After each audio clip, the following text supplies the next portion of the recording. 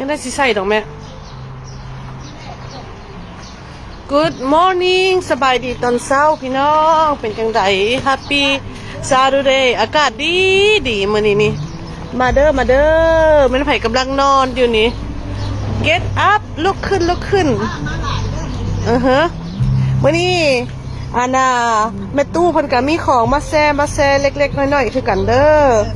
อยากมากินก็มาอุดหนุนเพิ่น If you wanna come and support them, just come and reimburse them. They make a little bit of everything today to share.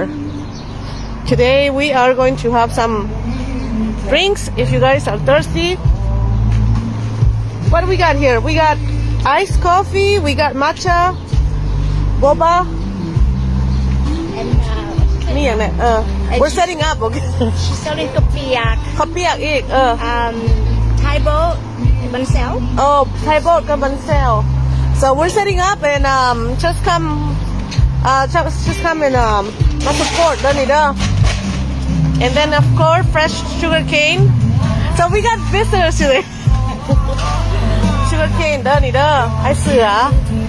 The tiger. เปิดเพลง Tiger แต่เศร้าเดี๋ยวมื้อนี้นี่ฟังเปิดเพลงให้ตัวเองให้มีกำลังใจอีกว่ามื้อนี้นี่ฮะอันนี้อันเสืออันนี้ก็มีรูปเสือเพิ่นอีกเสือน้อยเพิ่นเสือน้อยbaby so cute เป็นตาฮักเนาะso มาเด้อมากิน fresh อันนั้น 100% ได้นี่บ่แม่นอันนั้นได้บ่มี preservative บ่มีหยัง it's 100% sugar cane guys so today we're lucky to have you guys so thank you for anan mama anan man join us and if you guys come here we're going to have an hi Ka how are you I'm doing good. Asking how about you? Good so we got signature ของลำตัวนี้นี่ แม่นไม่อยากก็เขาจะทอดกล้วยกับทอดเผือก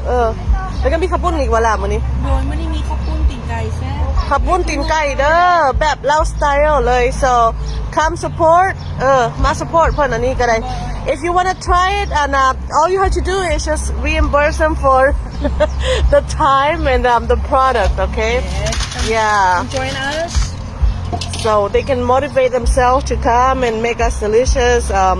food every morning as you see this is my thing every morning every Saturday yeah I'm gonna quality control this stuff Zap get your coffee ready your hot coffee ready Thai tea too มีบ่โอเคพูดกันนั่นน่ะได้ใส่หมูซะไม่อยากเกินตบกันเด้อแค่แจกก็ไม่ให้กินเองใส่ I got my gift น้อยแล้ววันนั้นเขาขวัญมาให้นี่ก็ได้คาหมูคาไปของเลยนะป้าติโทจะมันใหญ่จังพ่อแล้วเพิ่นยันน้องสาวเพิ่นจ้อยเบิ่งแม่เพิ่นว่ากินอันนั้นได้คุณหอนๆเสร็จแล้วเนาะยันน้องสาวจะจ้อยบ่นี่บรรยากาศมันไปวัดบ่ได้มันเป็นหมูกันบ่วัดfruitไม่ยังเพี้ยบ่ดีก็พ่อไปอยู่fruitวะเพิ่นเฮ็ดหยังเพิ่นแห่ราชการมื้อแรกไปเป็นหมูเว้าไปแห่นักสังขารจะเหมือนปีใหม่ก็สิไปขายของเฮานี่แหละอันบ่ได้เองก็ได้เพิ่นสิมีบ่ได้ใหญ่เติบแม่นว่าคือว่าอยู่วัดอันนั้นก็มีเลยเนาะวัดวอลนัทจำที่กังหั่นมีบ่แต่ว่าเพิ่นตักบาตรมื้ออื่นพุ่นบ่ขนาดมื้อเนาะไปขนาดสิไปฮะ If you guys want to go to the temple มื้ออื่นไปเด้อมื้ออื่นเด้อบ่อยู่ฟุตบ่มีตักบาตรวะบ่มีตักบาตรมีแต่มื้อแรกนี่คือสิมาเรียนparade มื้อแรกก็จะเฮ็ดหารายได้เฮ็ดรายได้หาอันไว้อันนั้นเฮ็ดของควรในนั่งสังกัดสังขารขอได้ยินบ่ซั่นหารายได้เพิ่นเฮ็ดหารายได้ให้ของควรนั่งสังกัดสังขารทีนี้บ่ฮู้หยังเฮาก็แบบล้มกันไปเนาะเฮาก็บอกกันไปว่ามีหยังก็ได้ยินหน่อยนึงเฮาบ่ได้ยินต่อปากกรรมการเพิ่นบ่มีหยังแต่เฮาเห็นอยู่ Facebook ว่าอยู่วัดวอลนัทเพิ่นเฮ็ดอยู่เมื่อคืนนี่ก็งานกันอยู่ก็บ่ฮู้จักหยังปานใดดอกก็ฮู้แต่ว่าอาจารย์บุญสูงวัดนั่นจะเป็นชื่อว่าจังไดวัดก็บ่ฮู้ซ้ำดอกวอลนัทแม่นวัดอาจารย์ศรีกังกับวัดอาจารย์บุญสูงกับวัดอันนั้นวันดีอาจารย์วันดีผู้วันดีนั่นแหละบ่ฮู้ชื่อวัดดอกข่อยนั่นถนนนี่บ่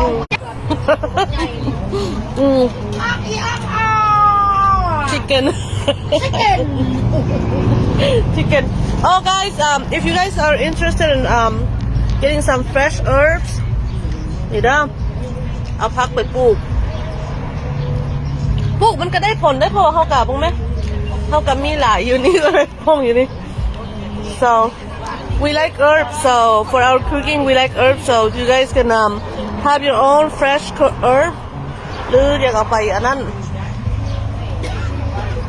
I know we Laotian we like herbs we have different kind of food that you guys don't eat probably นี่เด้เอาไปคั่วบักชอย eggs so this one มีน้ำหวานได้สบายดีเอ้ย ไปนี่มีน้ำหวานมีกระปุ่นมีสมพักมีสมมาแม่ขาดเยอะโอ้ผู้นี้มาเนาะมื้อนี้เนาะคนใหม่ขายตู้นั่นเจ้าต้องได้แค่ของเจ้าแล้วก็เหือแห้งเราก็สำนั้นเราเท่าแล้วแล้วขายมือมาบ้านเอามือแม่นอีต้นแล้วเอาโตไผโตมันตัวนี้จำเป็นนะอย่าบัดเจ้าบัดเก่งพอเจ้าหันเฮ็ดบัดทุกอย่างทางตลอดอยากได้หยังอย่ามาเด้อฮอดบ่ายโมง until 1 o'clock เพราะว่ามันจะคนกันแล้วไปคันบ่ายโมงแล้วเลขออกแล้วก็เมื่อเฮือนเนาะฟันดีบ่มื้อนี้ก็ได้บางคนก็นั่งเล่นต่อแม่นความเจ้าหั่นแหละสบายดีแม่ยับให้กันคันนี้หยังก็ได้นี่เด้อมีแต่ผู้สวยๆมื้อนี้ก็ได้มีแต่ผู้งามๆนี่สวยล่ะงามเด้อ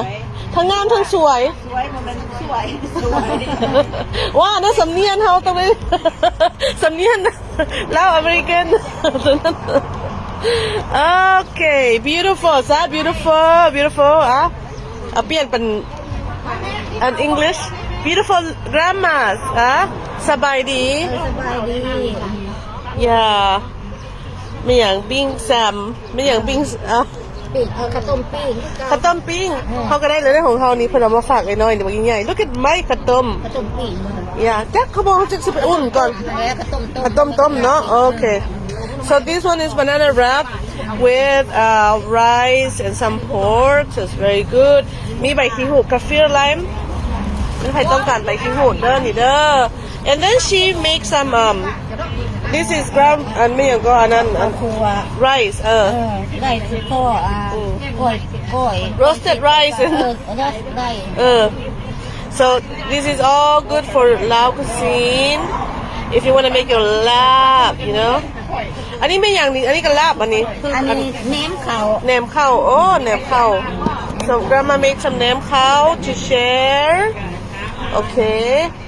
so come support her she's one of the cutest andผู้น่าฮักคือกันที่แถวนี้ก็ได้จะได้ยังนี่ she got some peanutsบุญ okay some jelly some baked eggs and some peanuts this is grandma with the gray hat okay look at that smile ความยิ้มกันเลยมีแต่ผู้ยิ้มงามๆเนาะนี่ beautiful smile เพิ่นห้อยยิ้มให้ฝากห้อยยิ้มให้อีกนี่เบิ่งนะสาวันฝากห้อยยิ้มให้อันนั้นคนเบิ่งแน่ look at that smile บ่แม่งามนะสาวันเฮาก็ได้นี่หวานอีกความยิ้มเจ้านี้ก็ได้ของกินกระแซ่บได้คันคนเฮ็ดยิ้มหวานเลยคืนนี่ไปเต้นถ้าไปเต้นอยู่ไสแม่นวะม่วนบ่คนบ่หลายจะม่วนเจ้าก็มักม่วนเนาะค่ะสิว่าเนาะlook sour pork this one ready to go she came to share her food today with you guys if you want to try these one are all and then delicious food that you can eat with rice อันนี้กินกับข้าวอันนี้ก็ another banana wrap right here hot นี่ก็ได้ warm okay so มานั่นอุ้ยมีแต่แนวหอมๆนี่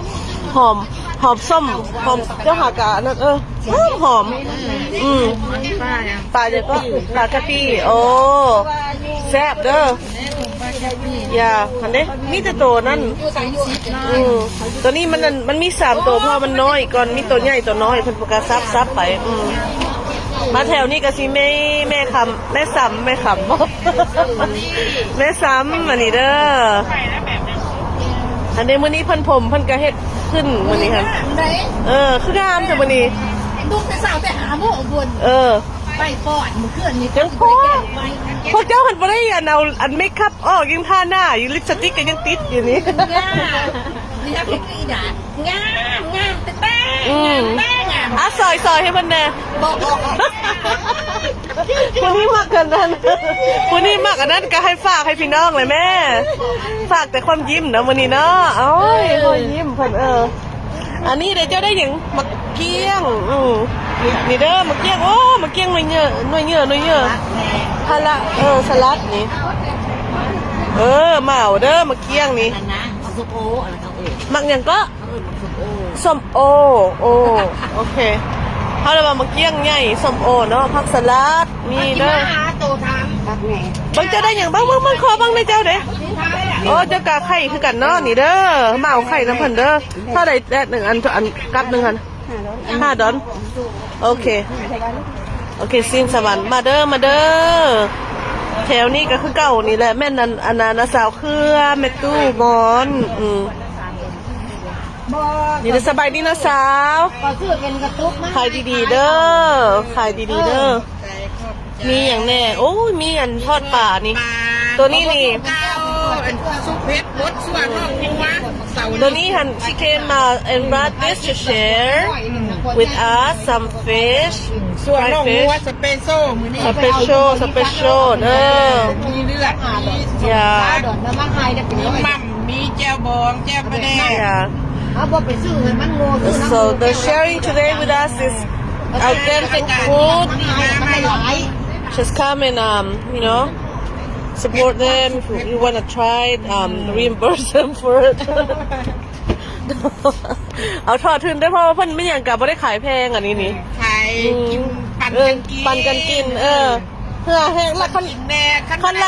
ล่เหือแห้งบ่ได้นั่นดอก อันนี้เอาเหือแห้งเอาใจใส่ให้ได้กินกัน ลูกแต่เศร้าแต่แท้มาตำคก ตื่นแต่2 โมงเช้าน่ะ อย่า เพราะว่าตื่น2 โมงเช้าเขามาเฮ็ดใหม่ประเด็น Yeah. เลือด So everything is fresh, so it requires a lot of preparation. ปลาส่วนนอกงัวซุปเผ็ด แน่เอาเบียร์มาเด้อขนาดมาหั่นเด้อ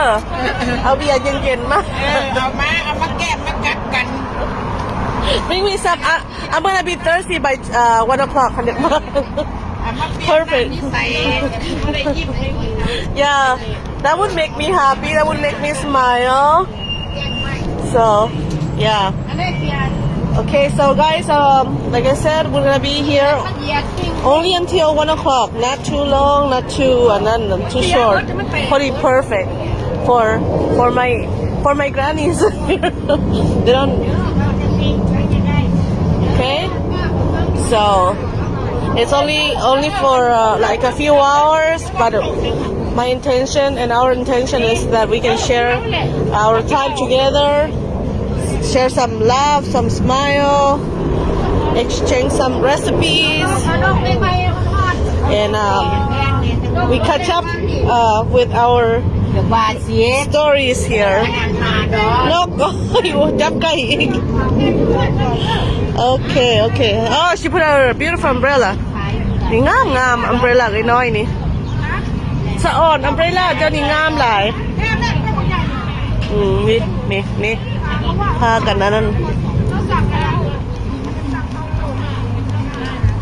บรรยากาศเขา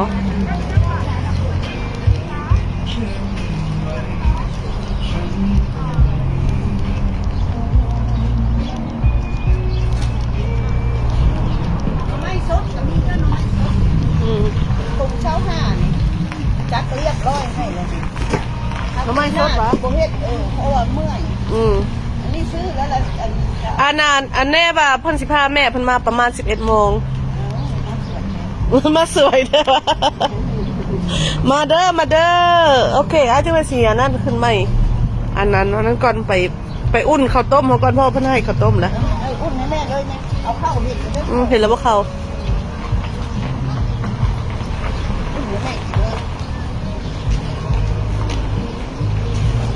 น้อยโคตรทานใหญ่ไว้ชื่อ จะเอาแก้วก็คือสิมามื้อนี้ก็เลย เขาอันใหม่ไว้ก่อน